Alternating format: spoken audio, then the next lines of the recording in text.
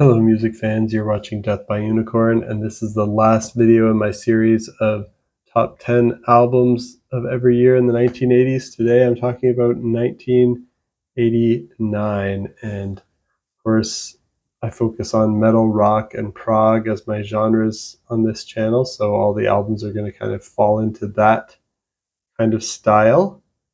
And I will make one more video after this about the 80s where I give my top 25 albums of the entire decade, so stay tuned for that. And check out the other videos in this series on my channel if this interests you. Before I get into my top 10 albums of 1989, I'm going to give some honorable mentions, starting with Sea Airs by Rick Wakeman. This is an instrumental new age album. It's got some classical influences in there. It's the second album in this Yes Keyboard Player's trilogy of new age piano albums. Another honorable mention goes to OU 818 by Mr. Bungle. This is a demo. It's their fourth demo. They're a very unique, experimental, avant-garde, alternative funk metal rock band. Their stuff is not an easy listen for beginners in the world of weird music, but it's definitely interesting. That's Mr. Bungle with OU 818. Then there is a few series of a few early releases from bands that became a lot bigger later that I checked out that were kind of interesting, but obviously couldn't really be in my top 10 because they haven't really found their stride yet. There's the 1,000 Hours EP by Green Day, which is their first EP, so that's kind of cool to listen to just as a historical artifact. There's Tarquin's Seaweed Farm by Porcupine Tree, their first demo, also an interesting historical artifact. And then Meshuggah's self-titled EP, their first EP, also known as Psychisk Test Build, apparently. That's another interesting historical artifact. It doesn't quite have their signature gent sound yet, but it's more of a thrash metal sound that they started with. And three more really quick honorable mentions. I'll say Earth Moving by Mike Oldfield, The Miracle by Queen, and Presto by Rush. Back in the early 80s and in the 70s when Rush released albums, they'd usually be really high up in my list, often number one. But starting when they get to the late 80s, they just don't do it for me as much anymore, unfortunately. But they're still a really competent band, and I respect them, so I want to put them in my honorable mentions. Now, into the top 10 proper. Number 10 is Rock Island by Jethro Tull. This is hard rock with progressive and folk influences. It's their 17th album. It sounds kind of similar to their previous albums, Crest of a Knave. It's not as progressive as my favorite work from them, like Thick as a Brick, Passion Play, Aqualung, but it's still a good album. Rock Island by Jethro Tull. Number 9 is Season's End by Marillion. This is a neo-progressive rock album. It's their fifth album, their first one with Steve Hogarth on vocals after Fish left the band. It's not as good for me as their first four albums. It's still good, just not at that very good level. Number 8 is Donna Plotilla by Banco del Mucho Sarcoso.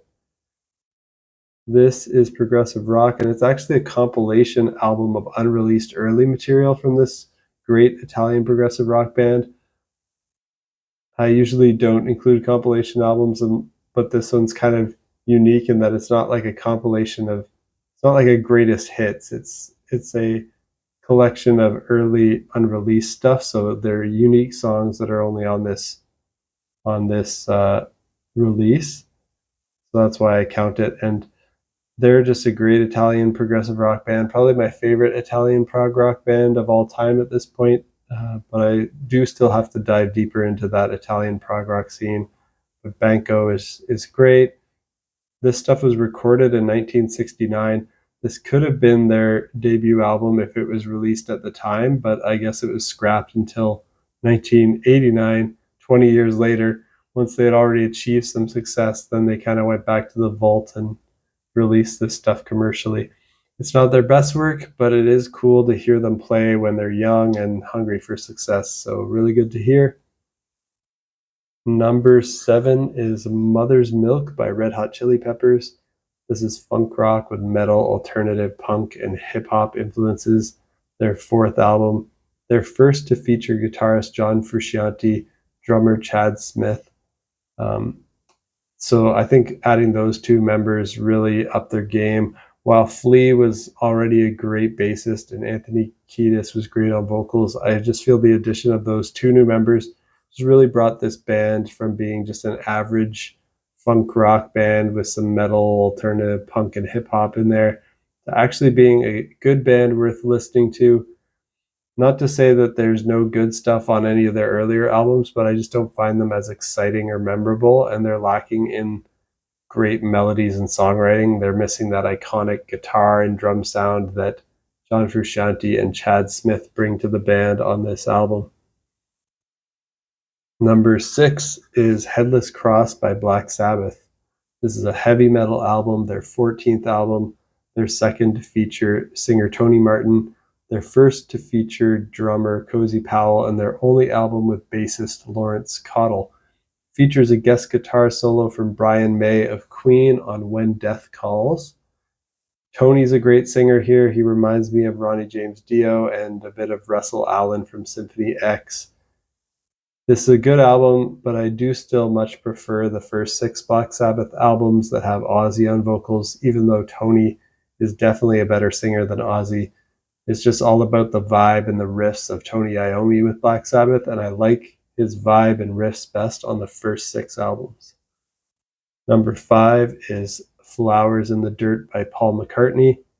This is a rock album. It's the 8th solo album by this former Beatle. Just a catchy and a well-made rock album, but nothing groundbreaking here. Number 4 is Perfect Symmetry by Fates Warning, their 5th album. For me, this is where they hit their stride and they move from just a good band to a very good band. They still have those really over-the-top operatic vocals that are a bit too much for me. But I look past those because I really like the guitar playing and drumming on this album and the composition. It's starting to sound more like what we would come to know as the progressive metal sound that Dream Theater popularized. Number 3 is Suck on This, which is the first live demo by Primus. It's funk metal with alternative influences, and I think it's their only live album. Usually I don't include live albums on my list, but I made an exception for this because it was their very first release. It came out before any of their studio albums. So these are the originally released versions of these songs. It's such a fun listen as well. Almost all of these songs did get recorded in the studio later and released on later Primus albums, mostly their first 2 studio albums. But the Heckler didn't get a studio version until their 6th album, Antipop, where it was the hidden bonus track.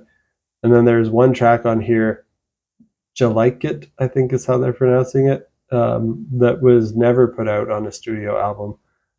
So it's cool to just hear this live recording of Primus. They have a lot of great energy. The bass playing, of course, is amazing by Les Claypool. That's probably my favorite part, but the drumming's great. The guitar is interesting and distinct sounds, a lot of dissonance. They're definitely a weird band and very recognizable and have their own signature sound. Number 2 is When Dream and Day Unite by Dream Theater, a great progressive metal album, their debut album, the only one to feature Charlie Dominici on vocals before James LaBrie joined the band.